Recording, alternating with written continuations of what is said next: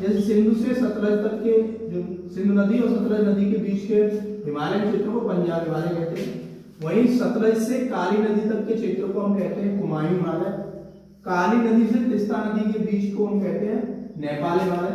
वहीं तीस्ता नदी से सियांग नदी तक के बीच को कहते हैं असम हिमालय। ये हिमालय का वर्गीकरण हो गया। अब ये कुछ इंपोर्टेंट ये दोआब, दोआब मतलब होता है दो नदियों के बीच का क्षेत्र।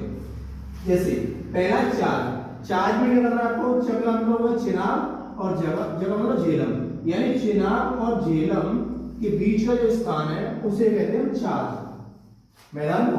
वही रचना में क्या है, रावी और चिनाब के बीच का जो स्थान है वो कहलाता है रचना दोआब। वही विस्त का मतलब होता है ब्यास और सतलज नदी के बीच का जो मैदान है वो। और बारी का मतलब हो गया ब्यास और रावी, इन दोनों के बीच का जो मैदान है उसको हम नाम देते हैं। तो ये भी इंपोर्टेंट, सभी टेस्टों में पूछे जाते हैं और ये भी पूछा जाता है। इन वर्गीकरणों को आपको याद रखना है।